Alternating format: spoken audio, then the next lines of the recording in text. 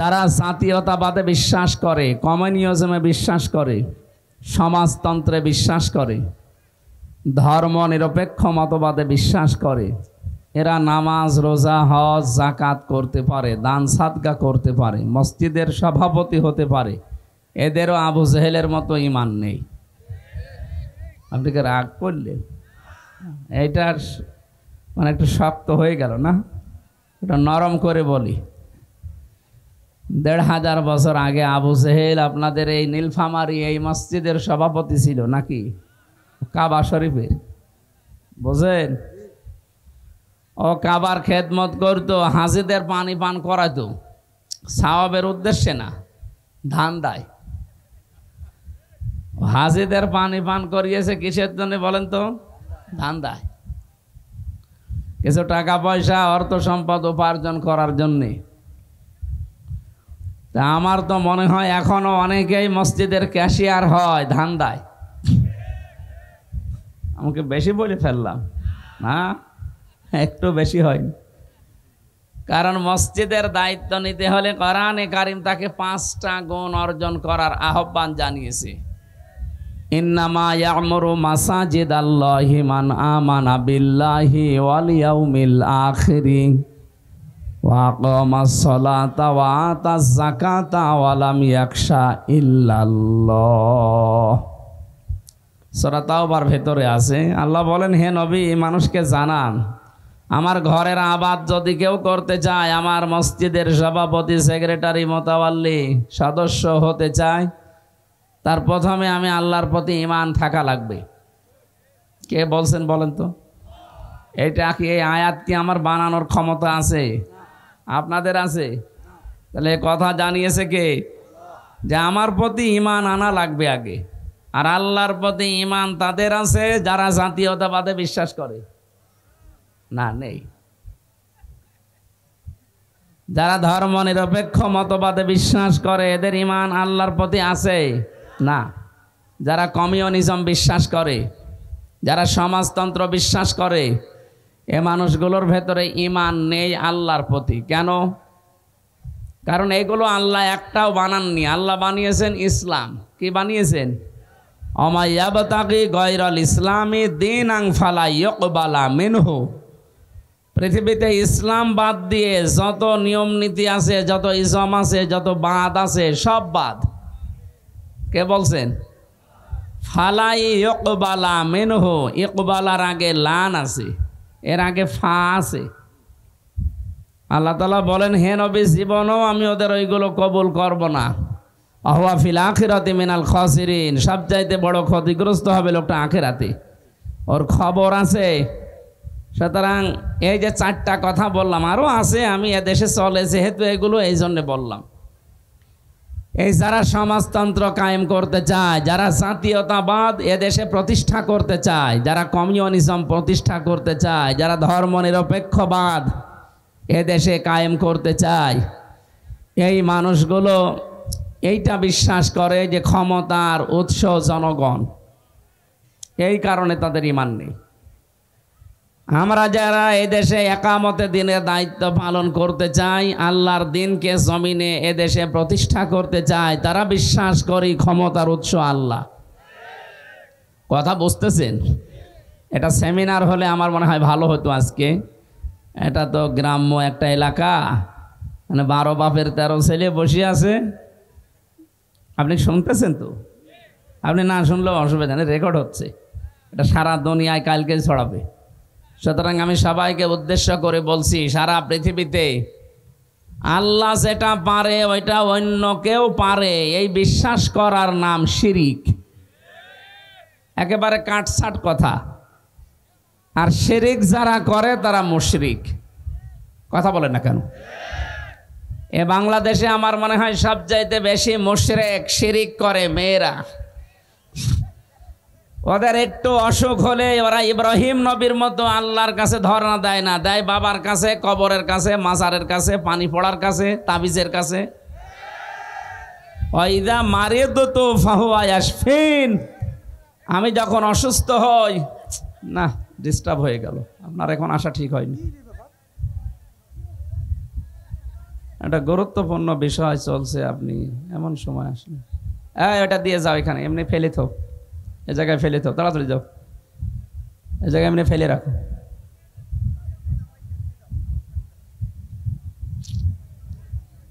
এর কি তার মার হালকা কাটা মাটা আছে নাকি? এমন সময় এসে ঝামেলা করে দিল। এখান থেকে যান, তাড়াতাড়ি যান, তাড়াতাড়ি যান।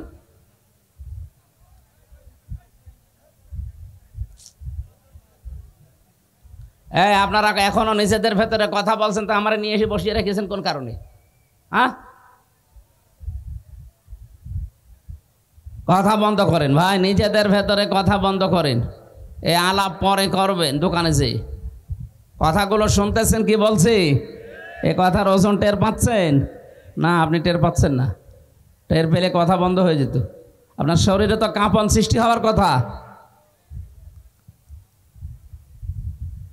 আল্লাহ যেটা পারে এটা অন্য কেউ পারে, বিশ্বাস করার নাম শিরিক। শিরিক যারা করে তারা মুশরিক। বহু মেয়ে লোকের সন্তান হয় না, এরা যদি বিয়ের 8-10 বছর, 10 বছর, 12 বছর পার হয়, পাগল হয়ে যায়।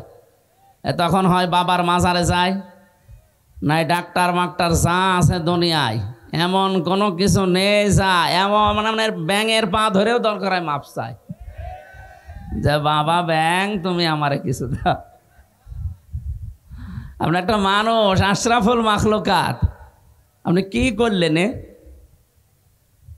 আমরা তো এমন বাবার সন্তান যে বাবার 91 বছর পর্যন্ত সন্তান হয়নি। বিয়ের পরে হযরত ইব্রাহিমের কেউ বলেছে 83 বছর, কেউ বলেছে 91 বছর। 91 বছর বিয়ের পরে সন্তান হয়নি, তারপরেও তিনি কোনো মাজারে কবরে গিয়ে বলেননি আমার ছেলে দাও মেয়ে দাও, বলেছে? এই বাবার সন্তান হয়ে এই বাবার ছেলে আর মেয়ে দাবি করে আপনি মাজারে যাচ্ছেন মানে? সন্তান দেওয়ার একচ্ছত্র মালিকানা কার? সুতরাং আল্লাহ বাদে যারা অন্য কারো কাছে কিছু চাচ্ছেন, সে যেভাবেই হোক, অনেকের অসুখ হয়, সারতে চায় না, শেষে আর বলে না আর হবে না। অথচ আমাদের বাবার অসুখ হওয়ার পরে তিনি বলেছিলেন ওয়াইদা মারিদতু ফাহুয়া ইয়াশফিন, আমি যখন অসুস্থ হই আমাকে সুস্থ করার দায়িত্ব কার? ঔষধ এগুলো মাধ্যম। আল্লাহ যদি ঔষধের উপরে তার হুকুম জারি না করেন, কিয়ামত পর্যন্ত ঔষধ খেলেও আপনি সুস্থ হতে পারবেন না। আমি এই জেলে যাওয়ার পরে কয়েকটা রোগ হয়ে গেছে আমার, মাথায় একটা, আরো বিভিন্ন ঠান্ডা জনিত। ঔষধ এমন কোনো কিছু নেই যে বাংলাদেশে এমন বড় ডাক্তার নেই যে দেখায়নি, কিন্তু এখনো আল্লাহর হয়তো হুকুম হয়নি ঔষধের উপরে, এই জন্য কাজ হচ্ছে না। যতদিন পর্যন্ত আল্লাহর হুকুম এই ঔষধের উপরে না আসবে, ওই বাংলাদেশে আরাফাত ডাক্তার না, সব চাইতে বড় ডাক্তার উনি, ওনারে বেটে খেয়ে ফেললেও রোগ ভালো হবে না। এইটা বিশ্বাস করার নাম হচ্ছে আল্লাহর প্রতি ঈমান। সুতরাং আল্লাহর প্রতি যারা ঈমান আনতে পারে, যে 4টা কথা বললাম, এই 4টা ইসমের প্রতি, বাদের প্রতি তাদের কখনো বিশ্বাস থাকে না। বাংলাদেশে আমরা সংবিধান এমনভাবে বানিয়েছি, গঠনতন্ত্র আমাদের দলীয় এমনভাবে তৈরি করা যে আমাদেরকে মুশরিক হতে বাধ্য করছে। বাংলাদেশ জামাতে ইসলামী এইটা মানে না যে ক্ষমতার উৎস জনগণ, এই জন্যে তাদের নিবন্ধন বাতিল করে দিয়েছিল। ওরা বিশ্বাস করে ক্ষমতার উৎস আল্লাহ, আন্নাল কুওয়াতা লিল্লাহি জামিআ, সব ক্ষমতার উৎসকে। এখন যদি কেউ এসে এই কথা বলে যে হ্যাঁ আপনি জামাতকে টেনে কথা বললেন, আমরা বিএনপি করি, আওয়ামী লীগ করি, জাতীয় পার্টি করি, আরে ভাই ওগুলো তো আমি কোরআনে পাচ্ছি না। আপনি যে জাতীয়তাবাদ করেন, সমাজবাদ করেন, জাতীয় পার্টি করেন, আওয়ামী লীগ করেন, এটা কি কোরআনে আমি পাচ্ছি? জামাত ইসলাম করেন, এটা কোরআনে পাচ্ছি না? এটা পেয়েছি। এটা পেয়েছি কেন? অমিম্মান খলাকনা উম্মাতুন ইয়াহদুনা বিল হাক্কি ওয়া বিহি ইয়াদিলুন। কোরআনে কারিমে আল্লাহ বলেন তোমাদের ভেতরে এমন একটা দল থাকবে, এটা হক দল। এখন যদি বলেন এই জায়গায় উম্মাতুন শব্দ আছে, জামাত ইসলাম কনে আছে? আরে ভাই, এই যে ভোট দিয়ে আমরা নির্বাচিত করি মানুষদেরকে, ভোট এ শব্দ কোরআনে আছে? ভয়কার ট নেই, কিন্তু আমানত আছে। আমানত মানে রায় দেওয়া, ভোট দেওয়া, সমর্থন দেওয়া, সাপোর্ট দেওয়া। 99টা অর্থ আছে আমানতের। তো এইটা যেমন আমানত শব্দ দিয়ে আল্লাহ বুঝিয়ে দিয়েছেন, উম্মাতুন দিয়ে আল্লাহ জামাতে ইসলামে বুঝিয়েছেন। কারণ জামাত ইসলামের কাজে আয়াতের সাথে মিলে যায়। তারা ইয়াহদুনা বিল হক, মানুষদেরকে সঠিক পথের সন্ধান দেবে। এ বাংলাদেশে বহু মানুষ বহু দিকে সন্ধান দিচ্ছে, কেউ বাবার দিকে, কেউ স্বামীর দিকে, কেউ চাচার দিকে, কেউ দরবারের দিকে। জামাত ইসলামী বাংলাদেশের দিকে বলেন তো আপনি আঙ্গুল তুলে কথা বলতে পারবেন যে ওরা ওর বাবার দিকে ডাকে, ওরা ওর নেতার দিকে ডাকে, কথা বলতে পারবেন? হ্যাঁ, ওরা ডাকছে আল্লাহর দিকে। আল্লাহর বিধান কি করে কায়েম করা যায়, এইটাই তাদের সবচাইতে বড় নেশা, এইটাই সবচাইতে বড় পেশা বানিয়েছে। কি করে আমরা জমিনে আল্লাহর বিধান দেখতে পারি। ইয়াহদুনা, এটা মজারে, বর্তমান ভবিষ্যৎ, প্রেজেন্ট ফিউচার, বিল হক, সত্য পথে তারা মানুষদেরকে দেখায়। সত্য পথে পৃথিবীতে কোনটা? ইসলাম। বলেন বলেন। ইসলামের দিকে যদি কেউ ডাক না দিয়ে অন্য কোনো দিকে ডাক দেয়, সে যেন জাহিলিয়াতের মৃত্যুবরণ করে। আমি আশা করছি এই কাটছাট কথা আপনি বুঝে ফেলেছেন। এরপরও যদি না বোঝার ভান করে উল্টা দিকে নিয়ে যান, সেই দিনে যে ঠাকুরগাঁও হরিপুরে গিয়েছিলাম থানায়, আল্লাহর এক বান্দা উল্টা বুঝে আমারে বলছে আপনি দাঁড়িপাল্লায় ভোট চাইলেন। আরে ভাই, এখনো তো আমরা মার্কায় পাইনি। আমি ভোট চাইলাম কি করে? আমরা মার্কা পেয়েছি? তো দেখেন তো, ও তাহলে আমার চাইতে বেশি বুঝে ফেলেছে। আমি আলোচনা করলাম 1-1.5 ঘন্টা, আমার চাইতে ও কথা শোনার আগেই বেশি বুঝে ফেলেছে। না, আপনি উল্টা বুঝবেন না। আপনার কথা যদি কোরআনে থাকতো, আপনি সারা জীবন জুলুম করেন, জালেমের পক্ষে কোনো কথা আল্লাহ কোরআনে দিয়েছে? তাহলে আপনার এখন যদি প্রশ্ন হয়, তাহলে মাহফিল আমি আর দেব না। আপনাকে দিতে বলেছে কেউ? হ্যাঁ, আপনি তো নিজের বাঁশ নিজে নেচ্ছেন। ঝাড়ে বাঁশছিল, কেটে আপনি নিজে নেচ্ছেন। আপনাকে কেউ বলছিল ওই ঝাড় থেকে বাঁশ কেটে নিজে নেন? অন্তত যারা ইসলাম চায় তারা করতো। এত বড় আয়োজন না করতো, অন্তত 4/1 ভাগ করতো। কারণ তাদের জীবনের পেশা এবং নেশা এইটা, টার্গেট এইটা যে আমি জমিনে কি করে আল্লাহর কথা প্রচার করতে পারি, হক দিকে মানুষকে আমি ডাকবো। অবিহি ইয়াদিলুন, এবং দুনিয়ায় যারা ন্যায় বিচার কায়েম করতে চায়, ন্যায় বিচার কায়েম করা কি ওয়াজের দ্বারা সম্ভব? এটা জায়গা লাগে। কি কথা বলেন না কেন? আপনি যদি জায়গা তৈরি করতে না পারেন, তো ন্যায় বিচার কায়েম করবেন কি করে? আমরা তো চাই ওইটাই। এই মেম্বার যেখানে বসে ইউনিয়নে, এখান থেকে একেবারে সংসদ পর্যন্ত যারা বসে আছে, এই মানুষগুলো যারা আইন তৈরি করে, এমন মানুষ ওখানে পাঠাতে চায় যারা আল্লাহর পক্ষে আইন বানাবে। আপনি জেনার লাইসেন্স দেন, আপনি মদের লাইসেন্স দেন। এই জন্য বলছিলাম যে আপনার ঈমান আছে কিনা আপনি এই 4টা কথার সাথে মিলিয়ে দেখবেন। যেহেতু তাদের দলীয় গঠনতন্ত্রে এটা লেখা আছে ক্ষমতার উৎস জনগণ, সুতরাং আপনার ঈমান নেই। আমি জানি এ কথা আপনার হজম হতে একটু সময় লাগবে, কিন্তু যখন আপনি ওমরের মতো বুঝে ফেলবেন, তখন তামাম দুনিয়া একদিকে, আপনি থাকবেন একা একদিকে। হযরতে ওমরের বাবাকে হযরত ওমর নিজে হত্যা করেছিলেন। কেন? বাবা ইসলামের বিরুদ্ধে এমন এমন কথা বলতো, শেষ পর্যন্ত বিশ্ব নবীর বিরুদ্ধে কথা বলেছিল। ডাক দিয়ে বলেছেন, বাবা 3 বার সংশোধন করার পরে যে কথা বলতে নেই। আমি নবীজিকে আমার কলিজার চাইতে, আমার জীবনের চাইতেও বেশি ভালোবাসি। আপনি আমার বাবা হলেও না, এ কথা বলতে পারেন না।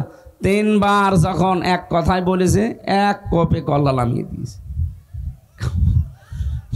আপনার ভেতরেও যদি ওমরের মতো ঈমান আসে, আপনি তো নীলফামারীর মস্তান।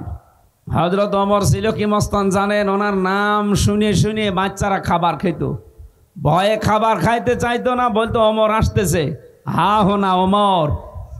যেই বলতো আসতেছে ওমর, ও তাড়াতাড়ি খাবার খেয়ে নিত। এইরকম মস্তান ছিল আপনার বাপ।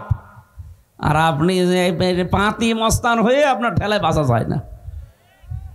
এত বড় টপ টেরর, এত বড় মস্তান যদি কোরআনের সংস্পর্শে এসে এত পরিবর্তন হয়ে যায় যে জান্নাতের গ্যারান্টি পেয়ে গেছে দুনিয়ায়, আপনি ভালো হবেন না মানে আপনার বাপ ভালো হবে যদি আপনার মন থাকে। কি থাকে?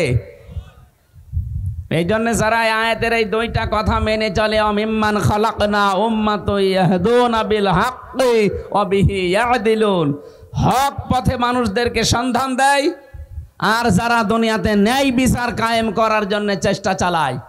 এদেশে যারা ইসলাম কায়েম করতে চায় তাদের উদ্দেশ্য কিন্তু এই দুইটাই। কথা বলেন না কেন?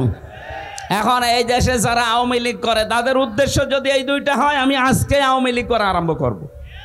কিন্তু ওদের উদ্দেশ্য তো এটা না। ওদের উদ্দেশ্য প্রথমে মানুষ খুন, দ্বিতীয় নম্বরে শুধু মারিং কাটিং।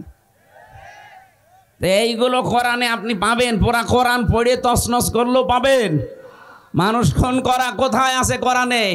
অথচ ৩,732 জন মানুষ হত্যা হয়েছে। সরকারি জরিপের কথা, বেসরকারি জরিপ আছে আরেকটু বেশি। বলেন সেখানে এতগুলো মানুষ হত্যা হয়ে গেল বিচার ছাড়া, এদের ওপরে কি আদালত কর্তৃক কোনো রায় হয়েছিল যে এদেরকে মেরে ফেলেন? আপনার নিজের ক্ষমতাকে বাঁচাতে আপনি মেরে ফেললেন এদেরকে। আপনি জবাব দিতে পারবেন কোরআনের কাছে? সূরা নিসার 93 নম্বর আয়াত, ওমা ইয়াকতুল মুমিনা মুতাআম্মিদান ফাজাযাউহু জাহান্নামু খালিদান ফিহা। আল্লাহ পাক বলেন, কোন মানুষ যদি ইচ্ছা করে কোন মুমিনকে মেরে ফেলে, তার প্রথম শাস্তি দেব আমি আল্লাহ জাহান্নাম। প্রথম শাস্তি কি? ফাজাযাউহু জাহান্নাম, তার প্রথম পুরস্কার হবে জাহান্নাম। খালিদান ফিহা, 2 দিন পরেই বের হয়ে আসবে না, চিরস্থায়ী থাকবে। আকাদিবাল্লাহু আলাইহি, তার উপরে আল্লাহর গজব। ওয়ালানাহু, তার উপর আল্লাহর লানত। ওয়া'আদ্দা লাহু আযাবান আযীমা, তার জন্য আল্লাহ যন্ত্রণাদায়ক আযাব রেডি করে রেখেছে। কতগুলো শাস্তি একটা মানুষ হত্যা করলে, অথচ কত মানুষ আপনি মেরে ফেললেন বলেন? হাজার হাজার বছর আগে ফেরাউন ওই জামানায় 7 জন জাদুকরকে হত্যা করেছিল। একেবারে মেরে ফেলেনি, তাদের বিকলাঙ্গ করে দিয়েছিল। 1 হাত আর 1 পা কেটে দিয়েছিল বিপরীত দিক থেকে। সূরা শুআরার ভেতরে আছে তাফসিরে। হযরতে মুসা নবীর জামানায় যে জাদুকরগুলো মুসা নবীর আল্লাহর প্রতি আর তার প্রতি ঈমান এনেছিল, ফেরাউন রাগ করে তাদের বিপরীত অঙ্গ সব কেটে দিয়েছিল।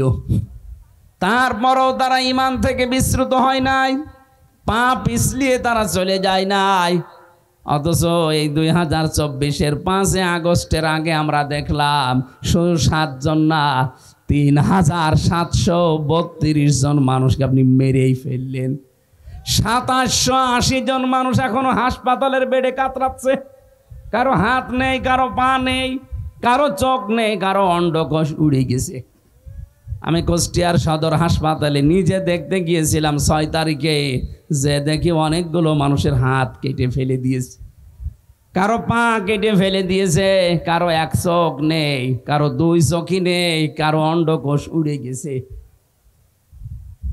ফেরাউন যদি মাত্র 7 জন মানুষকে ঈমান আনার কারণে বিপরীত অঙ্গ হানি করে দেয়, অঙ্গ কেটে ফেলার কারণে, ও কত বড় জালেম! আল্লাহ ওখানে হেদায়েত দেয়নি। আর তাহলে এই দেশে যারা এতগুলো মানুষকে বিকলাঙ্গ করে দিলেন, হাত পা কেটে ফেলতে হচ্ছে তাদের, আপনি কত বড় ফেরাউন বলেন?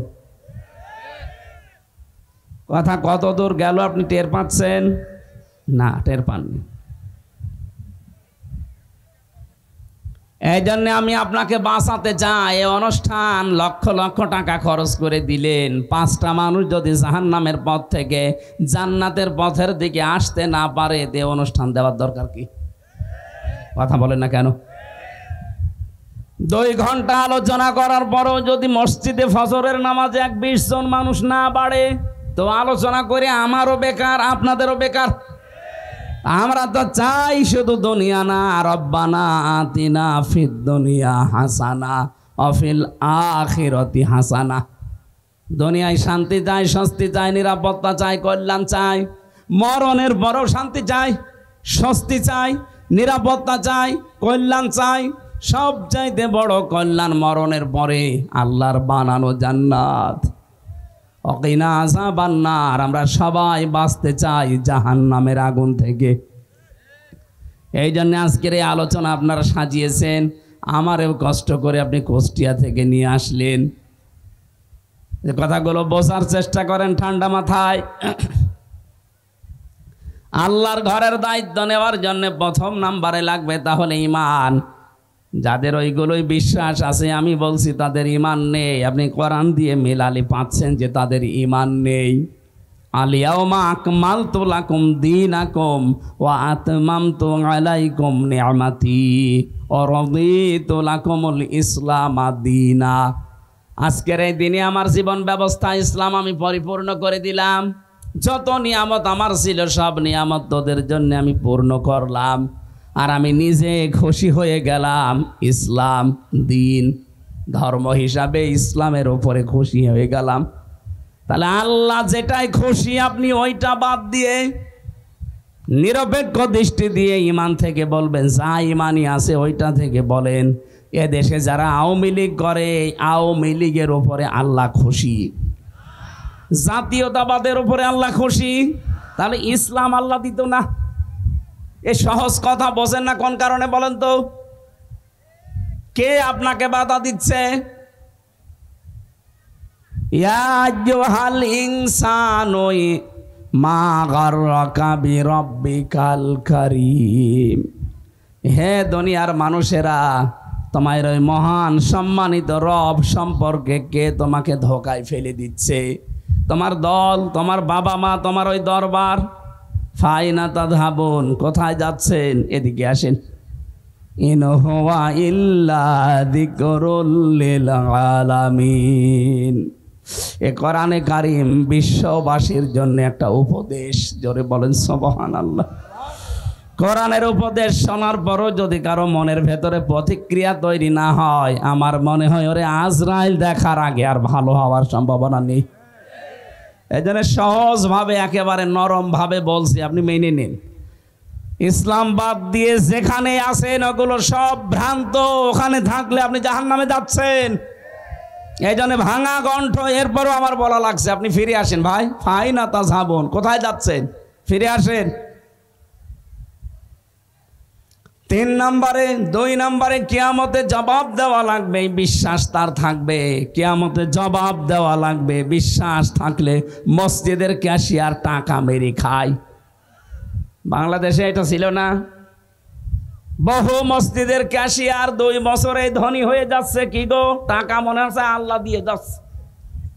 আল্লাহ দিয়েছে, কারণ আল্লাহর ঘর। একশোর মসজিদের দেওয়াল ঘড়ি চুরি করার সময় হাত আটকিয়ে গেছে। মুসল্লিরা যে চেপে ধরে আচ্ছা করে পিটাচ্ছে, ওই বেটা আর জায়গা পাও না, মসজিদের ঘড়ি চুরি করো। চোর চিল্লাচ্ছে, ওই মুসল্লি বেশি ফতোয়া দিবা না, এ মসজিদও আল্লাহর, আমিও আল্লাহর বান্দা। আল্লাহর ঘর থেকে আল্লাহর বান্দা জিনিস নেবে, এখানে চুরি বলে। কত বড় ফতোয়া! আমার তো মনে হচ্ছে দেশের বহু মানুষের চিন্তা ভাবনা এখন এই, আপনি আল্লাহর ঘরের টাকা পয়সা মেরে খাবেন মনে করছেন আমি তো আল্লাহর ঘরেরই সেক্রেটারি, এই ঘরেরই ক্যাশিয়ার। এর টাকা মারলে মনে হয় কোনো গুনাহ নেই। ধরা খেয়ে যাবেন ভাই। মানুষের সম্পদ হোক আর আল্লাহর সম্পদ হোক, এগুলো যারা আত্মসাৎ করে মেরে খায়, বিশাল সম্পদের পাহাড় তৈরি করে। এই যে এলাকায় শুনলাম থাই ক্যাসিনো চালু হয়ে গেছে। হ্যাঁ, এই এলাকা আরম্ভ হয়ে গেছে। আমি জানি ওই মানুষ এখানে আসেনি, তারপরে যেহেতু রেকর্ড হচ্ছে ওদের কানেও যাবে কালকে। যদি এই রকম চরিত্রের কেউ থাকেন, থাই ক্যাসিনো যারা চালু করেছেন, কি করবেন আপনি? 2 বছরে আপনি 5 কোটি টাকার মালিক হলেন, 5 তলা বাড়ি বানালেন, 50 বিঘা জমি আপনি মাঠে কিনলেন, সব আপনার হয়েছে। এখান থেকে হয় খুব বেশি হলেও আপনার বয়স এখন 40 বছর, আর 60 বছর পরে আপনি পটল তুলবেন। তুলবেন তো? নাই খুব বেশি হলো আর 80 বছর পর,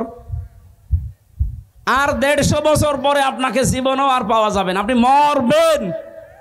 যদিও অনেকে আন্দাজে টার্গেট দেয় 41 সাল, অথচ তার বয়স এখন 76। আর 41 সাল টার্গেট দিলে কত বয়স হওয়া লাগবে টের পেয়েছে কোনো দিন? আন্দাজে টার্গেট দেয়। ও যদি এই বিশ্বাস করতো যে আজরাইল আমার পেছনে দাঁড়িয়ে আছে, 1 সেকেন্ডের সময় নেই, 41 সাল না 41 সেকেন্ডেরও কোনোদিন টার্গেট দিত না। যারা এই টার্গেট দেন যে আমার 41 সাল টার্গেট, ক্ষমতায় আমার থাকাই লাগবে, এদেশে যদি 5 কোটি মানুষ মরে যায় যাক, আপনি বিশ্বাস করেন আপনার আল্লাহর ওপরে বিশ্বাস নেই, ওনার বিশ্বাস আপনার হায়াতের ওপরে। এত কনফিডেন্স আপনি পান কোথায়? আমার 33 বছর বয়স, তাই আমার মনে হয় সামনে বছর আসবে কিনা। আর আপনি আমার মায়ের চাইতেও বড়, আমার মার এখন মনে হয় কত 50 হবে। আমার মার বয়স, নানির বয়স, তাও পরেও যদি 41 সাল টার্গেট দেয়, আমার তো মনে হয় এখন মনে হয় টার্গেট দেওয়া দরকার 71 সাল। না, এটা টার্গেট বাদ দেন। টার্গেট দিয়েছিলেন বলেই তো আল্লাহর চেপে ধরেছে। তুই কোথায় পেলি? তো সেকেন্ডের গ্যারান্টি নেই, আন্দাজে কয়েক বছরের টার্গেট দিয়ে দিস। যারা থাই ক্যাসিনোর সাথে জড়িত আছেন, এই যে বিশাল সম্পদের পাহাড় তৈরি করলেন, কি হবে বলেন? আপনি 150 বছর পর বা 200 বছর পরে যদি আবার ফেরত আসেন, আপনার এই থাই ক্যাসিনো দিয়ে যে 5 তলা বাড়ি বানিয়েছিলেন, এই বাড়ি আপনার উঠতে দেবে? কি বললেন আপনি? উঠতে দেবে? তখন কে থাকবে? হয়তো আপনার নাতির নাতির নাতি, 3 পুরুষের পরে। যদিও আপনার ছেলে আপনার ছবি বড় করে একেবারে টাঙিয়ে রেখে যায়, 200 বছর পরে আপনার ছেলে থাকবে না, তার ছেলে থাকবে না, তার ছেলে থাকবে না, তার ছেলে থাকবে। 3 পুরুষ পরে যে হবে, মনে করেন তার নাম রাকিব। আপনি একেবারে 200 বছর পরে কবর থেকে জিন্দা হয়ে উঠে আসলেন, এই বাড়ি আমি বানিয়েছি থাই ক্যাসিনো দিয়ে। ও বলবে, বেটা কিসের চিটারি বাটপারি করো? যদি থাকার জায়গা না পাও, মসজিদের বারান্দায় গিয়ে থাকো। এই 5 তলা বাড়ি আমার দাদার, আমার দাদার, আমার দাদা। ও যে আপনার দাদা, ওর মনেই নেই, কারণ আমারই তো 3 পুরুষের পরে আমার আর মনে নেই। আমার বাবার নাম রিয়াজউদ্দিন, তার বাবার নাম জাহান আলী সর্দার, এরপরে ছিল নমাজ আলী সর্দার, এরপরে আমি আর জানি না কয় পুরুষ। আমি এত হিসাব করে চলি, তারপরও 3 পুরুষের পরে আমার আর মনে নেই। আর আপনার যে ছেলে রেখে যাচ্ছেন, ও তো 24 ঘন্টা টাল হয়ে থাকে, ও তো সবসময় বাবার ওপরে আছে।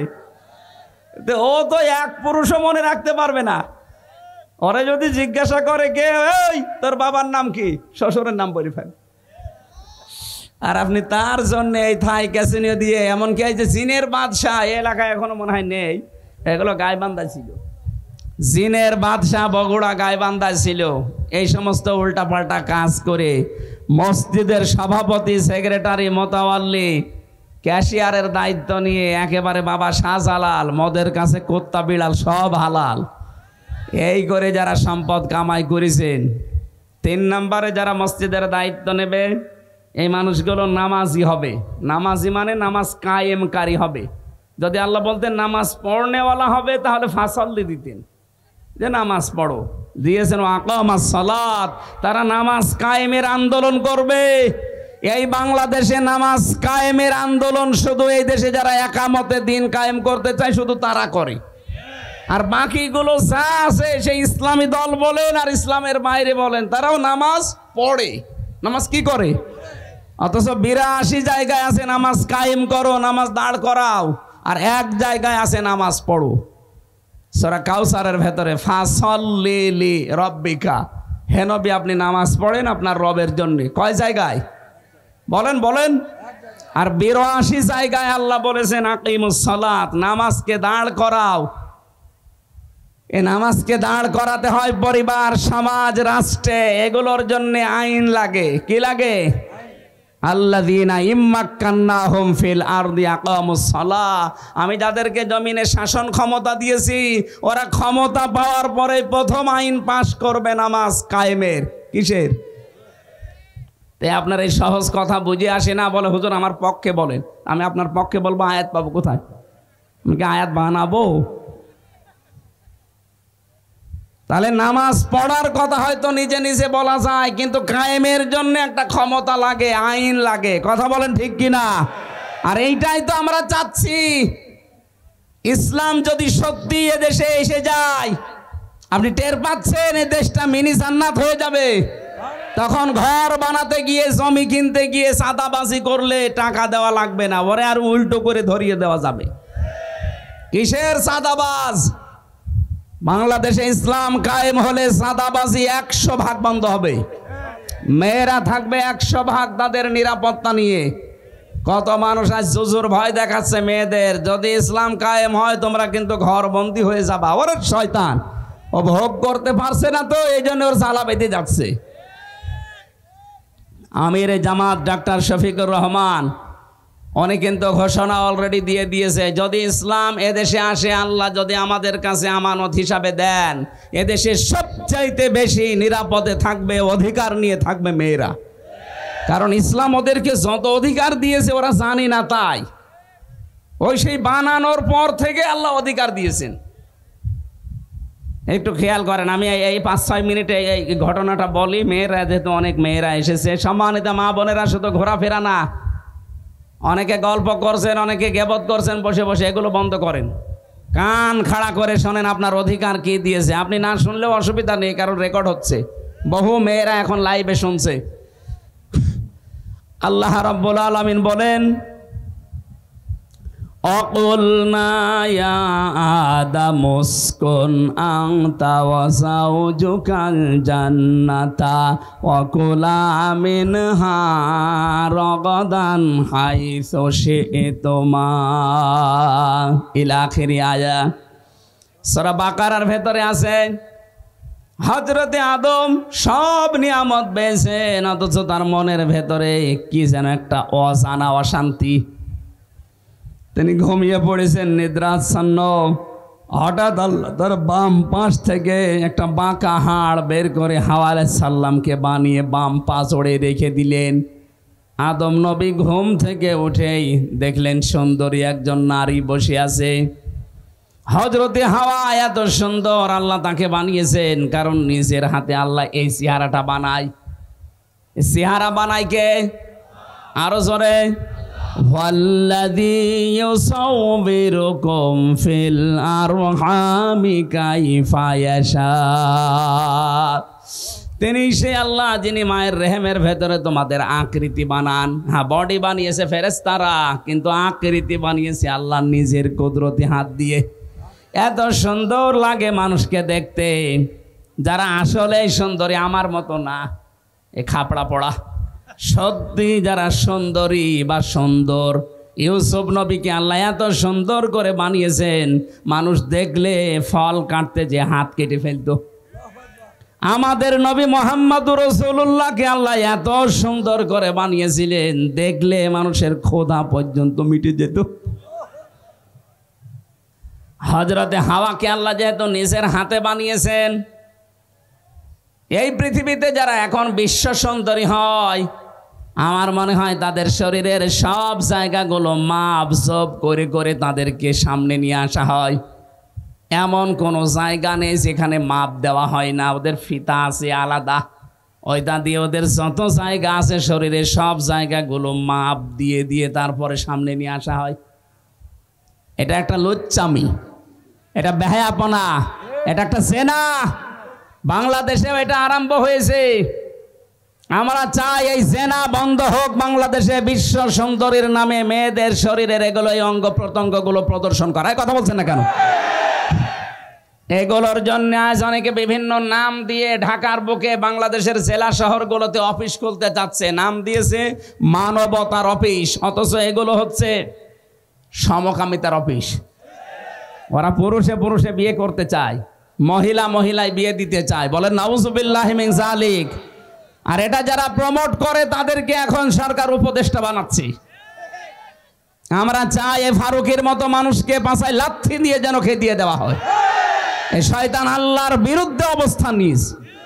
সমকামিতা আল্লাহর নিষিদ্ধ কাজ না। আল্লাহ বলেন নারী পুরুষে বিয়ে হবে, আরো না ও পুরুষ পুরুষে শুরু করিস। এটা লোত নবীর জামানায় ওরা এই গোনা আরম্ভ করেছিল। পৃথিবীতে এর আগে কেউ করে নাই, ওই সময় আরম্ভ হয়েছে। এখনো পর্যন্ত অনেকে তার অনুসারী আছে। লোত নবীর জামানায় পুরুষে পুরুষে ওরা বিয়ে করতো, মহিলা মহিলায় বিয়ে করতো। এটা আল্লাহ এত বড় রাগ করে শাস্তি দিয়েছিলেন, পুরা শহরটা একেবারে জমিন থেকে জিবরাইল উঁচু করে একেবারে উলট করে দিয়েছে। ওটা ডেড সি বানিয়ে দিয়েছেন। জর্ডানে এখনো আছে, আপনি যান জর্ডানে যে দেখবেন ওখানে যে সাগর আছে, মৃত সাগর, ডেড সি বলা হয়। ওখানে কোনো কিছু বাঁচে না, সব মরে যায়। আমার মনে হয় বাংলাদেশকে অনেকে মৃত সাগর বানানোর জন্য সূক্ষ্ম ষড়যন্ত্র করছে। হযরতে হাওয়া আলাইহিস সালামকে আল্লাহ নিজের হাত দিয়ে তার এই চেহারা এত সুন্দর সুন্দর করে বানিয়েছেন। আপনার একটু টাচ দেয় আপনি বুঝবেন যে কত সুন্দরী হতে পারে। এখন সারা পৃথিবীর ভেতরে সব চাইতে সুন্দরী মেয়ে লোকের তালিকায় কার নাম আছে বলেন তো? কি হুজুর বলেন তো? হুজুর মনে হয় আসমানে থাকে, জমিনে থাকে না। হ্যাঁ, আপনারা বলা লাগবে না, এটা প্রশ্ন আসতেছে এখন তো সামনেই। সাধারণ জ্ঞান পড়েন না? যারা এখানে ছাত্র ভাই ছাত্রী বসে আছেন বলেন, এই পৃথিবীতে এখন সব চাইতে বিশ্ব সুন্দরীর তালিকায় কার নাম? খালেদা জিয়া। চাচা, ওটা ডিলেট হয়ে গেছে। ছিল এক সময়, কিন্তু এখন তো আর নেই। এখন ওনার চামড়া তো কত বড় দেখিছেন, ও চামড়ায় হবে না। এখন তালিকায় আছে রাশমিকা মান্দানা। আল্লাহর ওলির নাম বললাম না, এই মহিলা এখন 1 নম্বরে আছে।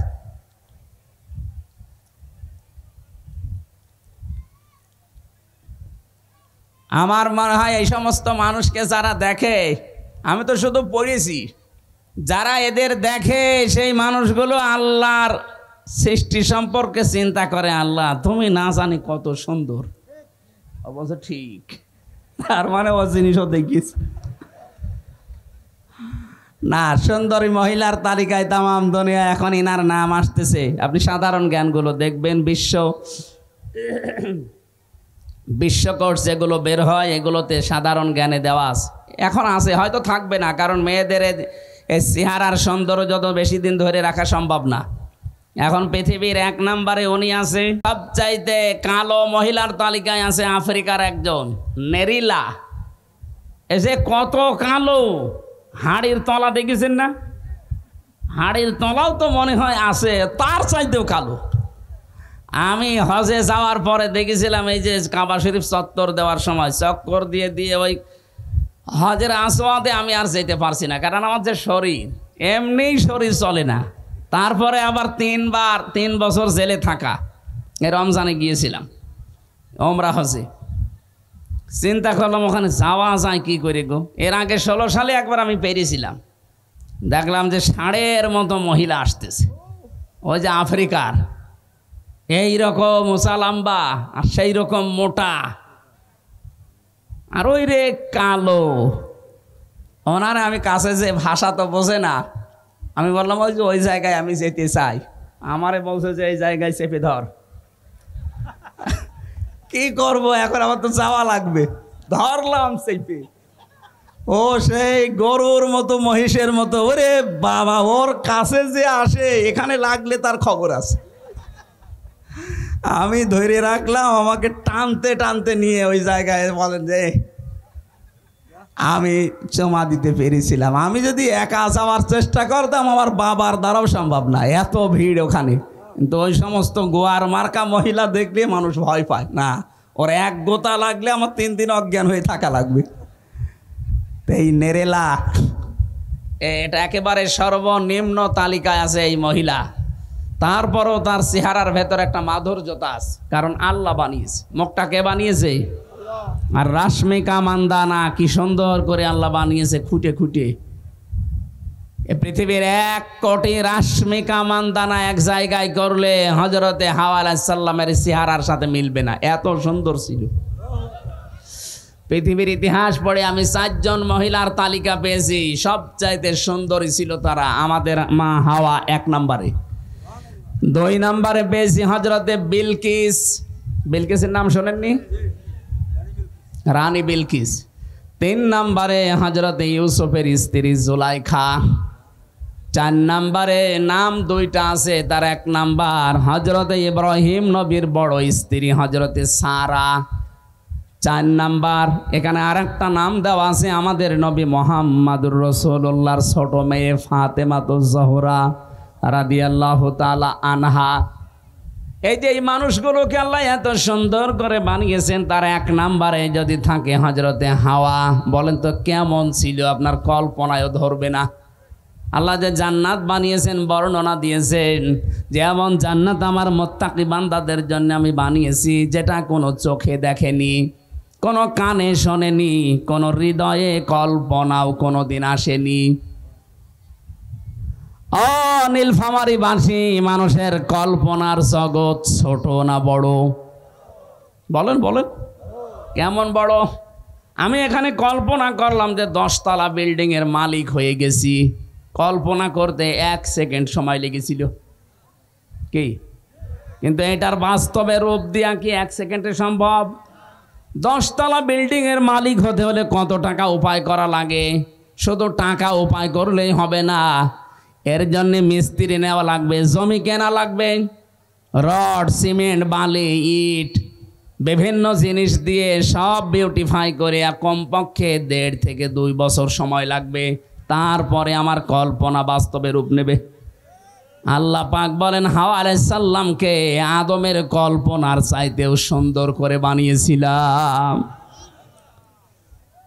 কি আপনার এই মনে ধরবে যে কত সুন্দর হতে পারে? উনি তো বসে আছেন, হযরতে আদম ঘুম থেকে উঠেই দেখলেন কি গো, জান্নাতে এত কিছু আছে, এতে এত সুন্দর জিনিস তো দেখি নাই। উনি দেখার পরে তাকালেন, আবার ধরতে গেলেন। আল্লাহ পাক বলেন তাকানোও যাবে না, ধরাও যাবে না, আদম থামো। হযরতে আদম ডাক দিয়ে বলেছে, মাবুদ, এতদিন পর একটা জিনিস পেলাম, তাকানোও যাবে না, ধরাও যাবে না, কি বলেন আপনি? তাকানো যাবে, ধরা যাবে যে বুদ্ধি, ওই বুদ্ধি দেন। আল্লাহ বলেন বুদ্ধি একটাই, বিয়ে করা লাগবে। আমি রাজি আছি। আল্লাহ পাক বলেছেন রাজি হলে হবে না, দেন মোহর দেওয়া লাগবে। বলে আমার কাছে নেই। না, দেন মোহর ছাড়া বিয়ে হবে না, আগে দেন মোহর জোগাড় করো।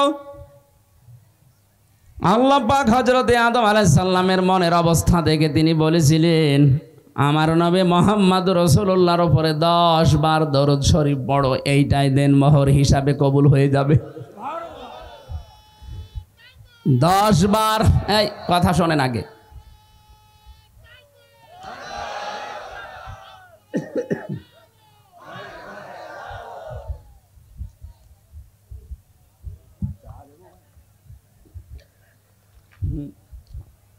না না,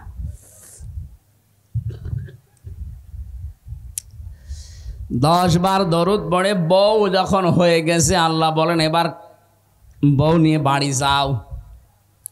অকুল না, আমি বললাম ইয়া আদম মুসকুন আংতা ওয়াজাউজুকাল জান্নাহ, আংতা আগে দিয়েছেন যে তুমি নিজে যাও, বউ সাথে করে নিয়ে যাও। এখানে বাস্তবে বাংলাদেশে আমরা অনেক উল্টাপাল্টা কাজ এই কয়েক বছরে দেখলাম। বউ বিয়ে করে স্বামী বাবার বাড়ি নিয়ে যাবে, এইটাই কোরআনের নির্দেশ। কথা বলেন না কেন? একেবারে আদম থেকে শুরু। আংতা তুমি নিজে ওয়াজাউজুকাল জান্নাহ, তোমার বউ নিয়ে যাও। কোথায় যাবে? বাপের বাড়ি। আদমের বাড়ি কোনটা? আরো জোরে বলেন। আর আমাদের বাবা যেহেতু আদম, এজন্য ওইটা আমাদের বাবার বাড়ি। কথা বুঝতেছেন? তাহলে বিয়ে করার পরে বউ নিয়ে আপনি নিজে নিয়ে যাবেন বউকে বাবার বাড়িতে, এটা কোরআনের আদেশ। কিন্তু কত মানুষ আজকে কোরআনের এই আদেশকে মানে না। দেখি আর বউ বিয়ে করে বাবার বাড়ি নিয়ে যাবে দূরের কথা, নিজে সহ ঘর জামাই থাকে। এটা ঘর জামাই নাকি? এর গায়ে হাত দিচ্ছেন কেন? না, এখানে ঘর জামাই আছে আমি জানি। ঘর জামাই কারা? হাত তোলেন তো।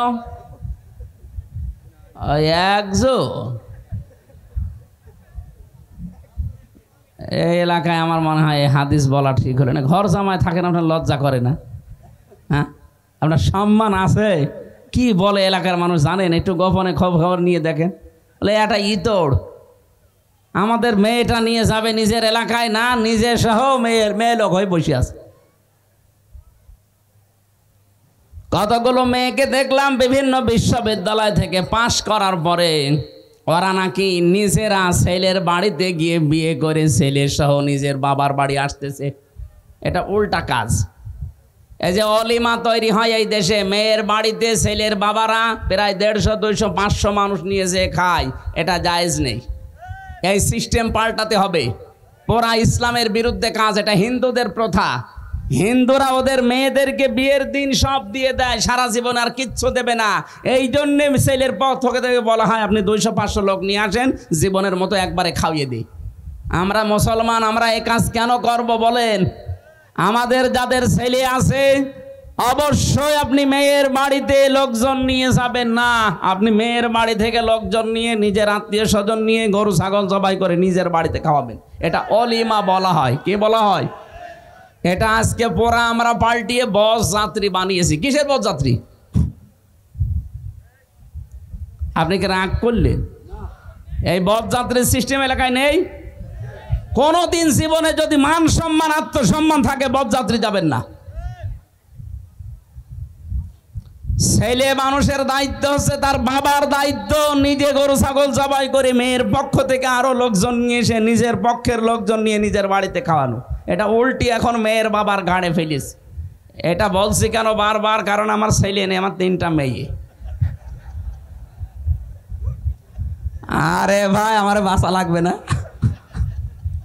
না, তারপরেও ইসলাম যেটা সেটা বললাম। সম্মানিত মা বোনেরা, কোন ছেলের বাবা যদি বলে 200 মানুষ নেওয়া লাগবে, ওই ছেলেকে বিয়ে করবে না, এটা ছোট লোক। কয়েকজন চিল্লাচ্ছে খালি মেয়ের বাবারা, আমরা আর ছেলের বাবারা সব নিশ্চুপ হয়ে আছে। না, এই ছোট লোকে কাজ আপনাকে বাদ দেওয়া লাগবে। ইসলাম যেটা মানতে চায় না, ইসলাম যেটা সমর্থন করে না। 2 নম্বরে কি দিয়েছেন? আমি এবার আলেমদের বলছি। আল্লাহ পাক বলেন আংতা ওয়া যাওজুকাল জান্নাহ, নিজে এবং নিজের স্ত্রীকে নিয়ে যাও বাড়িতে। কি করবা? বাড়ি যেয়ে অকুলা, এর মাঝখানে কিন্তু আংতা নেই। আল্লাহ কিন্তু বলতে পারতেন আংতা অকুলা, তুমি নিজে এবং ওখানে যাওয়ার পরে 2 জনে যা খাবে তাই খাবে না, একবারে কোলা দিয়ে বচন দিয়েছেন। বউকে নিজের বাড়িতে নিয়ে আসার পর যেই মানের খাবার তুমি খাবে, ঠিক ওই মানের খাবার তাকে খাওয়ানো লাগবে। যে অধিকার আল্লাহ দিয়েছেন দেখেছেন, কোনোদিন চিন্তাও করে না, ওরা জানে না তো। ওরা যদি চিন্তা করতো, জানতো বাংলাদেশে যারা আজ নারী পক্ষ, নারী স্বাধীনতা আন্দোলন, নারী বিপ্লব পরিষদ, নারী মুক্তি পরিষদ, 13টা সংগঠন কাজ করছে এদের অধিকার আদায়ের জন্য। কি অধিকার আদায় করেছেন আপনি? আপনি অধিকার আদায় করার পরিবর্তে তাদের ভোগের সামগ্রী বানাচ্ছেন। কথা বলেন ঠিক কিনা? ইসলাম যেটা দিয়েছে কি অধিকার দেখেন তো, স্বামী নিজে মরণের খাওয়া খাবে, আর যতটুকু বেঁচে থাকে বউকে খাওয়াবে না, জীবনও না। যা খাবেন, যা পরবেন, যেই রকম মানের জায়গায় থাকেন ঠিক ওই রকম মানের খাবার বউকে দেওয়া লাগবে, এটা তার অধিকার। এই জন্য মাঝখানে আল্লাহ আংতা দেয়নি, একবারে কুলা। 2 বচন 2 বচন দিয়ে আল্লাহ জানিয়েছেন অধিকার সমান করে দিলাম। জোরে বলেন সুবহানাল্লাহ। এতটুকু আল্লাহ শেষ করেননি। রাগাদান হাইসো সে তোমা, শুধুমাত্র বউকে খাওয়াবে তা না, মাঝে মাঝে বেড়াতে যাবে, যেখানে যাবে যা ইচ্ছা খাবে, যেই জায়গায় যাতে মনে চাই সেখানে যাবে, কিন্তু সাবধান, ওয়ালা তাকরাবা হাদিহিস শাজারা, ওই গাছের কাছে যাবে না। কোন গাছ?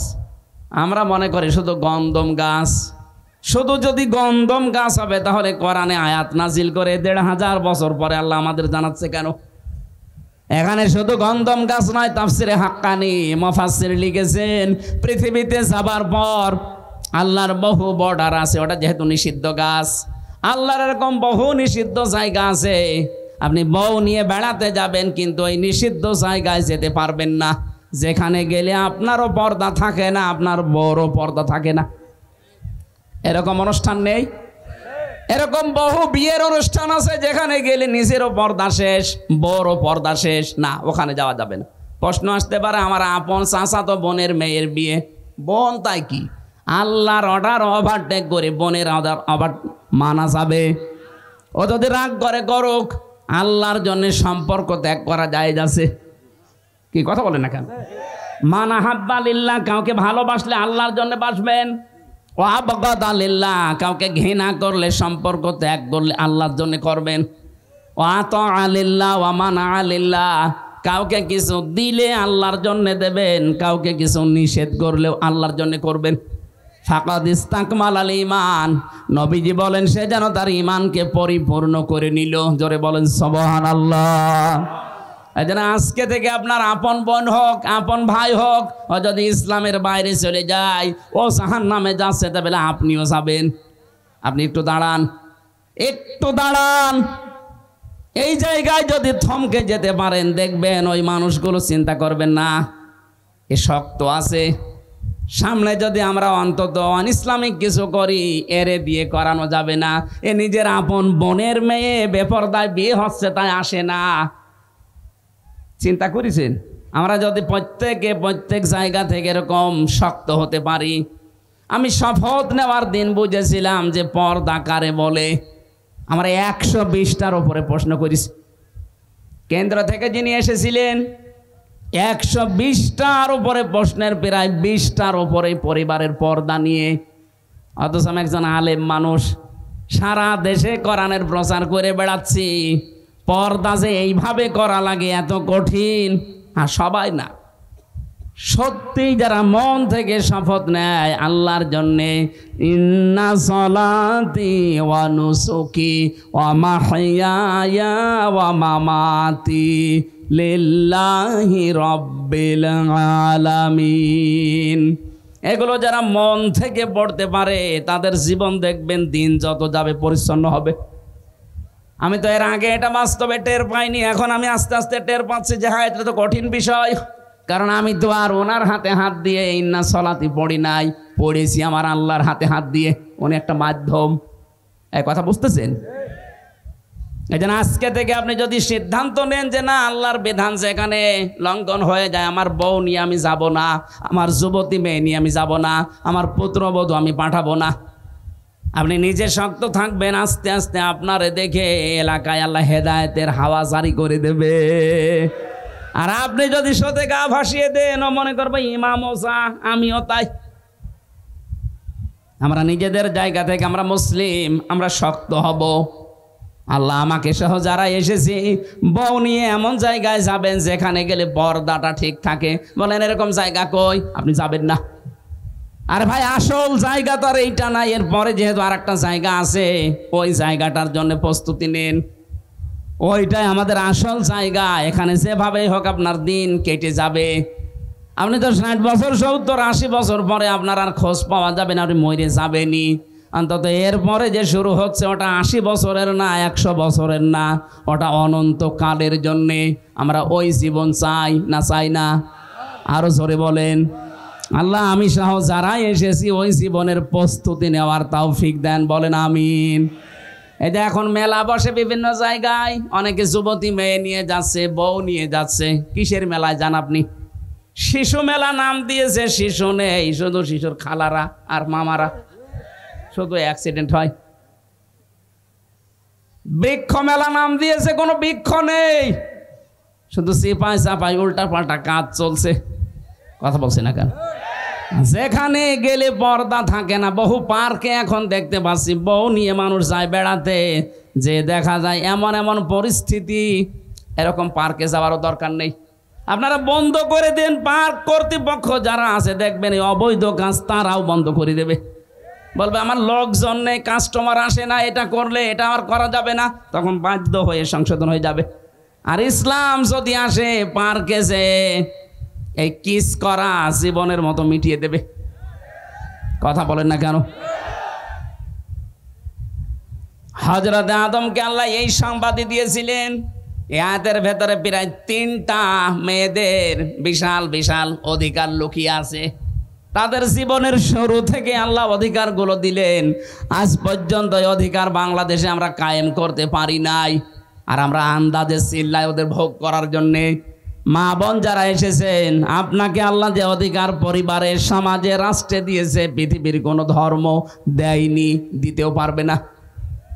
অন্যান্য ধর্মে মেয়েরা যদি অসুস্থ হয়, ওই যে 3 দিন 7 দিন 10 দিন অসুস্থ থাকে, ওই 10 দিনে স্বামী তাদের কাছে পর্যন্ত যায় না। আপনি ইহুদিদেরকে জিজ্ঞাসা করেন, খ্রিস্টানদের জিজ্ঞাসা করেন। আমি বহু জাতির সাথে দুনিয়াতে মিশেছি, বাইরের জগতে। সিঙ্গাপুরে গিয়েছিলাম, ওখানে মালয়েশিয়া, থাইল্যান্ড সহ যে সমস্ত দেশগুলো ঘুরলাম, যেখানে ইহুদি পেয়েছি, খ্রিস্টান পেয়েছি, বৌদ্ধ পেয়েছি, তাদের সাথে তাদের স্ত্রীরা আছে। কথাবার্তারা যখন আমার সাথে মিলে যায়, জিজ্ঞাসা করে যে ভাই কি অবস্থা এই ধর্মের, ওরা নিজেরাই বলেছে যে না, আমাদের মেয়েরা যখন অসুস্থ থাকে তখন তাদের থেকে আমরা দূরে থাকি।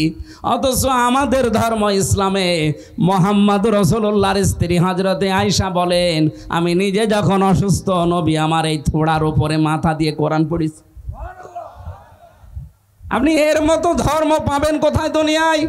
এতে একটা বললাম, পৃথিবীতে সবচাইতে বেশি স্বামীর অধিকার স্ত্রী হিসাবে নবীজি বলেছেন। আমি এসে দেখি আয়েশা রুটি বেলছিল, রুটি তৈরি করছিল, আর ছাগলে এসে রুটিগুলো একটা একটা করে নিয়ে দৌড় দেয়।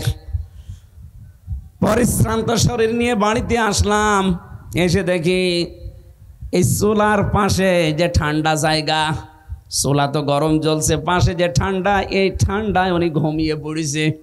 অথচ রুটিগুলো যে কয়টা খামির বানানো, ছাগলে টেনে টেনে নিয়ে চলে যাচ্ছে। আমি এসে আয়েশাকে জাগাই নিয়ে ওই অবস্থায় রেখে দিয়েছি। আমি জানি যে ক্লান্ত হয়ে গেছে, রাতে ইবাদত বন্দেগীতে ছিল, হয়তো এখন ঘুম লেগে গেছে। নিজে এসে নতুন করে আটাগুলো আমি খামির করলাম, এরপরে রুটিগুলো তৈরি করে সেকলাম, তরকারি আমি গরম করলাম, তার মানে গোশত তৈরি করলাম। সব কমপ্লিট করার পরে নিজে খেয়ে চলে যাব না, সব কমপ্লিট করে এবার নিজের স্ত্রীকে আয়েশাকে ডাক দিলাম, ওঠো। হযরতে আয়েশা ঘুম থেকে ওঠার পরে, তিনি কিন্তু জ্ঞানী মানুষ ছিলেন, যদিও ছোট মানুষ, তিনি বিচক্ষণ ছিলেন। চিন্তা করলেন, কি গো, আমি তো এত রুটি বানাইনি, আমি তো ঘুমিয়েছিলাম, এগুলো বানিয়েছে কে? ঠিক আমার স্বামী বানিয়েছে। বিশ্ব নবী হযরতে আয়েশার অবস্থা দেখে বুকের ভেতরে টেনে বললেন, আয়েশা লজ্জা পেও না, আমি তো তোমার স্বামী। এই হচ্ছে ইসলাম। এই অধিকারগুলো আপনারা পাবেন যদি ইসলামে দেশে ক্ষমতায় আসে। আমরা চাই মেয়েদের অধিকারগুলো আল্লাহ যেন ইসলামের মাধ্যমে ফিরিয়ে দেন, বলেন আমিন। নামাজ পড়লে হবে না, নামাজ কায়েম করা লাগবে। কায়েম যারা করতে চাচ্ছে আপনি সমর্থন দেবেন তাদের। ওয়াতা যাকাতা, সম্পদ থাকলে যাকাত দেবেন।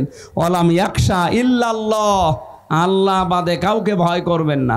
এই 5টা গুণ যাদের ভেতরে আছে তাদেরকে আল্লাহ জানিয়েছেন আমার মসজিদের সভাপতি, ক্যাশিয়ার তারা হবে। অথচ একটা গুণও নেই, জোর করে সভাপতি, সেক্রেটারি, ক্যাশিয়ার হয়ে বসে আছে। কারণ এখানে থাকলেই কিছু টাকা আল্লাহর রাস্তায় মারা যায়। বলেন সুবহানাল্লাহ। বাংলাদেশে বহু মসজিদ এরকম নেই ক্যাশিয়ার, বলেন। এই জন্য আমরা যেটা বোঝাতে চাচ্ছিলাম, এই পৃথিবীতে যে মানুষগুলো সেই দায়িত্বে আছেন, আমরা তো আওয়ামী জাহিলিয়াত দেখিনি। আইএমএ জাহিলিয়াত আমরা দেখিনি 1500 বছর আগে। আওয়ামী জাহিলিয়াত অন্তত দেখে আসলাম। এটা যেহেতু একটু মুক্ত হয়েছে, কিন্তু এখনো থেমে নেই, ষড়যন্ত্র চলছে, এ চলতে থাকবে। এই ষড়যন্ত্রের মোকাবেলা করার জন্য আমাদেরকে প্রস্তুতি নেওয়া লাগবে। কথা বলেন ঠিক কিনা? দুনিয়ার হিসাবে আমরা যে যে জায়গায় আছে প্রস্তুতি নেই, আর আল্লাহর আখিরাতের জন্য সবচাইতে বড় মাধ্যম হচ্ছে তার ক্ষমা। সূরা আলে ইমরানের 133 নম্বর আয়াতে আল্লাহ আমাদেরকে এইটা জানাচ্ছেন, আসারিউ ইলা মাগফিরাতিম মির রাব্বিকুম। আল্লাহ বলেন দৌড়াও, আমি আল্লাহর ক্ষমার দিকে দৌড়াও। নীলফামারীবাসী, সারা বাংলাদেশের মালিক হয়ে 200 বছর আপনি ক্ষমতায় আছেন, কিন্তু যদি আল্লাহর ক্ষমা আপনি না পান, আপনার পুরা জীবনটাই ব্যর্থ। একটু তাকিয়ে দেখেন না আবু লাহাবের দিকে। আপনার চাইতে সম্পদ তার কম ছিল না, সে ধর্মমন্ত্রী ছিল। মা গনা আনহু মালুহু ওয়া মা কাসাব, তার সম্পদাদি, তার যে উপার্জনের যত ছিল একটাও কাছে তো আসে না, উপকারেও আসে না। সায়াসলা নারং যাতা লাহাব, আল্লাহ বলেন অতি শীঘ্রই আমি তাকে লেলিহান আগুনে প্রবেশ করাবো। কি হলো তার এই মন্ত্রিত্ব, এই অর্থ সম্পদ? এই জন্য আমরা আমাদের বিবেককে কাজে লাগাই, একটু হুঁশ ফিরান। অর্থ সম্পদ, টাকা পয়সা এগুলো দুনিয়ায় পড়ে থাকবে, দুনিয়ার জিনিস। আমার আখিরাতের জন্য যেটা দরকার এটা ক্ষমা। কি দরকার? আল্লাহ যদি আমাকে ক্ষমা করে দেয়, মাফ করে দেয়, এটা আমার সবচাইতে বড় বড় বিষয়, বড় পুঁজি। জান্নাতিন আরদুহা, ওই জান্নাতের দিকে দৌড়াও। কারদিস সামাওয়াতি ওয়াল আরদ, যার প্রশস্ততা আল্লাহ বানিয়েছে আকাশ আর জমিনের চাইতেও বিস্তৃত। উইদ্দাত লিল মুত্তাকিন, যেটা আল্লাহ মুত্তাকিদের জন্য তৈরি করে রেখেছেন। আমাদের এখানে প্রশ্ন হচ্ছে মুত্তাকি কারা? আমরা অনেকে মনে করি হুজুরের মতো বিশাল জব্বা গায়ে দিয়ে, একটা টুপি মাথায় দিয়ে, আমার মতো রুমাল গলায় দিয়ে শুধু জিকির করা সুবহানাল্লাহ, এটা মুত্তাকি হয়ে গেল না। মুত্তাকির এখন আধুনিক অর্থ হচ্ছে যোগ্যতা সম্পন্ন হওয়া। যে যেখানে যেই জায়গায় যাবেন ওই জায়গাটাতে আগে শিক্ষা লাগবে আর প্রশিক্ষণ লাগবে। কথা বুঝতেছেন? আপনি কোনো জায়গায় দায়িত্ব নিতে চান, শুধু বললেই হবে না যে দেন, আপনাকে ওই বিষয়ের শিক্ষা আগে লাগবে এবং প্রশিক্ষণ লাগবে। এই দুইটার সমন্বয়ে আল্লাহ একজন আছে, এই বিশ্বাস করে ভয় করে যখন ওই জায়গাটায় দায়িত্ব নেবেন, দুর্নীতি মুক্ত করা তখন সহজ হবে এবং সঠিকভাবে ওই কাজটা আপনি আঞ্জাম দিতে পারবেন। আর এইটাই আমরা যারা ইসলামী সংগঠন করি, এইটাই আমরা চাই। আপনাকে যোগ্যতা সম্পন্ন করে তুলতে চাই। আপনি ডাক্তারি লাইনে পড়বেন, পড়েন, কিন্তু আপনাকে কিছু শিক্ষা এবং প্রশিক্ষণের মাধ্যমে ছোটকাল থেকে এমন ধাঁচে গড়ে তোলা হবে, আপনি ডাক্তার হবেন ফরিদপুরের ডাক্তার শাহিন জর্দারের মতো, খুলনার ডাক্তার মতিয়ার রহমানের মতো, রাজশাহীর ডাক্তার ফাতেমা সিদ্দিকার মতো।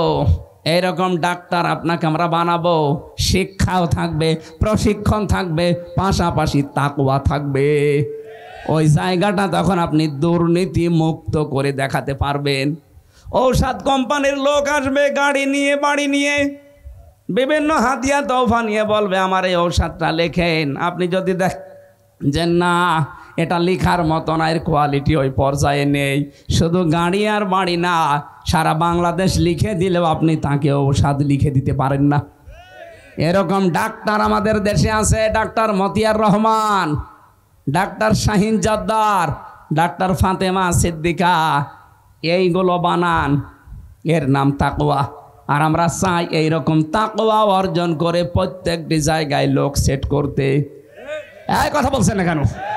আপনি তাকান তো প্রত্যেক জায়গায়, আপনি আদালতের দিকে তাকান, এইরকম যোগ্যতা সম্পন্ন লোক তৈরি হচ্ছে। এখন বলতে পারেন অন্য দলে আছে, কিন্তু তাদের ভেতরে শিক্ষা আছে, প্রশিক্ষণ আছে, কিন্তু তাকওয়া নেই, ওরা আল্লাহর ভয় নেই। এই জন্যে ঠুনকো একটা মামলা আপনাকে ধরিয়ে 10 লাখ টাকা নিয়ে নেবে।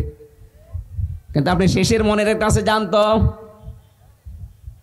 অ্যাডভোকেট রকন রেজার কাছে জানতো, আমি জোর করে টাকা দিতে চাই, তারপরও বলে না, যেটা খরচ ওইটা লাগবে, বাকিটা আমার দেওয়ার দরকার নেই। হারাম খাওয়ার জন্য আমি আদালতে বসে নেই। আর কত উকিলকে এই 3.5 বছরে তো দেখলাম, খরচ হবে 2000 টাকা, 50,000 টাকা নিয়ে বসে আছে, বসে লাগে, অথচ লাগে না। এই জন্য আমরা উকিল বানাতে চাই ডাক্তার অ্যাডভোকেট শিশির মনিরের মতো, উকিল বানাতে চাই অ্যাডভোকেট রকন রেজার মতো। ডাক্তার আমরা যাদের নাম বললাম এরকম ডাক্তার তৈরি করেন, তখন আর এই যে 2 নাম্বার ঔষধ আর আসবে না, যেটা লিখার দরকার ওইটা লিখবে। এই জন্য আমরা যদি তাকওয়া অবলম্বন করে জায়গা জায়গায় সেট হতে পারি, আল্লাহর কসম এই দেশ আল্লাহ আমাদের হাতেই তুলে দেবেন। আল্লাহ পাক যদি এ দেশটা ইসলামের হাতে দিয়ে দেয়, ইসলাম যদি এদেশে কায়েম হয়ে যায়, এমন এমন কাজ তখন আঞ্জাম দেওয়া যাবে, ভবিষ্যতে দেখবেন আল্লাহর ক্ষমা পাওয়ার জন্য আল্লাহ আমাদেরকে ডাকছেন, আসো আসো আমার দিকে আসো, আমি আল্লাহ তোমাদের জন্য ক্ষমা নিয়ে বসে আছি। লা তাকনাতু মির রাহমাতিল্লাহ ইন্নাল্লাহা ইয়াগফিরুয যুনুবা জামিআ ইন্নাহু হুয়াল গফুরুর রহিম। ইসলাম কায়েম হওয়ার আগ পর্যন্ত আল্লাহ পুরা মক্কায় যত আয়াত নাজিল করেছেন কোন জায়গায় ইয়া আইয়ুহাল্লাযীনা আমানু বলেন নাই। আপনি যত জায়গায় ইয়া আইয়ুহাল্লাযীনা আমানু দেখবেন সব মদিনায় নাজিল হওয়া। তার মানে মক্কায় যতদিন ইসলাম কায়েম হয়নি কাঙ্ক্ষিত মানের মুমিন থাকা সেখানে সম্ভব না। এদেশে যতদিন পর্যন্ত ইসলাম কায়েম না হবে, আপনি আকাশ দিয়ে উড়ে গেলেও আল্লাহর কাছে কাঙ্ক্ষিত মানের ইমানদার না। যদি ইসলাম কায়েম হয়ে যায় আপনি বাধ্য হবেন তখন ভালো কাজ করতে, আপনার মন চাইবে না, তারপরও আপনাকে বাধ্য করবে। অনেকে বলে হুজুর আমি একটু লাল পানি খাই, আমি একটু বাবা খাই, ডাল খাই, একটু আকিস বিড়ি খাই, আমার এইটার কি হবে যদি ইসলাম এসে যায়? হ্যাঁ, আপনি খেতে পারবেন, আপনি খেতে পারবেন। আজকে যদি এই যে সামনে যে মসজিদটা, এখন এই মসজিদে আপনি নামাজে যান জোহরের সময়, আপনার এখন বিড়ির নিশা, এই চার দেওয়ালের মাঝে থাকাকালীন বিড়ি খেতে পারবেন?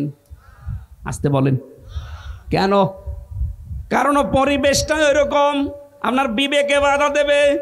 এদের মতো হুজুর দেখলে আপনার বিবেকে বলবে না এখানে বিড়ি খাওয়ার মতো জায়গা না, বিড়ি যদি খেতে চাই বের হয়ে এই বাসতলায় খাবেন, খাবেন, কিন্তু ওই জায়গায় থেকে খেতে পারবেন না, কারণ ওখানে বিধান চলছে কার? আরো জোরে বলেন বলেন। আল্লাহ পাকের বিধান যদি 56,000 বর্গ মাইলে কায়েম হয়ে যায়, পুরা 56,000 বর্গ মাইল হয়ে যাবে একটা মসজিদের মতো। তখন আপনি আর গোনা করার জন্যে মন চাইবে, তারপরও বলবেন না এখানে আমি করব কি করে, কারণ আর শাস্তির বিধানগুলো তো তখন থাকবেই। এই জন্য আল্লাহর ক্ষমা তখন সহজ হয়ে যাবে আমার জন্যে। বানানো যে জান্নাত ওইদিকে আমি দৌড়ে প্রবেশ করতে পারবো। জোরে বলেন আমিন। আল্লাহুম্মা আমিন। লা ইলাহা ইল্লা আনতা সুবহানাকা ইন্নী কুনতু মিনাজ জালিমিন। ও আল্লাহ, দিনের বেলা সব কাজ বাদ দিয়ে তোমার এই বান্দা বান্দিগুলো কোরআনে কারীম শোনার জন্য, বলার জন্য এই ময়দানে বসে আছে। এদের এই মাহফিলটা একবার নষ্ট হয়ে গিয়েছিল, এরা পুনরায় আবার সাজিয়েছে। যত কষ্ট স্বীকার করে বিশাল আয়োজনে আঞ্জাম দিয়েছে, আল্লাহ এদেরকে ক্ষমা করে দাও। এ মাহফিলে কত মানুষ এসেছে আল্লাহ দেখো, নিজের কাজ কাম বাদ দিয়ে এলাকায় যত প্রতিষ্ঠান আছে, বিভিন্ন প্রতিষ্ঠানের প্রধানরা, দায়িত্বশীলরা, শিক্ষক শিক্ষিকা, ছাত্র ছাত্রী ভাইরা এসে এখানে বসে আছে। যার মনে যে কামনা বাসনা আছে কোরআনের ইজ্জতে পূরণ করে দাও। আইলে আমার কণ্ঠটা ভালো না, কণ্ঠটা এখনো ঘ্যাড় ঘ্যাড় করে, কথা বলতে গেলে আমার বুকে ব্যথা করে। 3টা বছর আমি জালেমের জিন্দানখানায় ভর্তি ছিলাম। জালেমের এই জেলখানায় 3টা বছর ওরা কি করেছে তুমি দেখেছো। আমার শরীর যেন স্বাভাবিক হচ্ছে না। সেদিন রংপুরের তারাগঞ্জে এসে মিনি স্টক হয়ে গিয়েছিল আমার। আল্লাহ তাআলা ডায়াবেটিস এত বেশি হয়ে গেছে, কন্ট্রোলের বাইরে চলে যাচ্ছে। মেহেরবানি করে তুমি আমার শরীরকে আগের অবস্থায় স্বাভাবিক বানিয়ে দাও। রোগ দেওয়ার মালিকও তুমি, শেফা দেওয়ার মালিকও তুমি, আমি বিশ্বাস করি।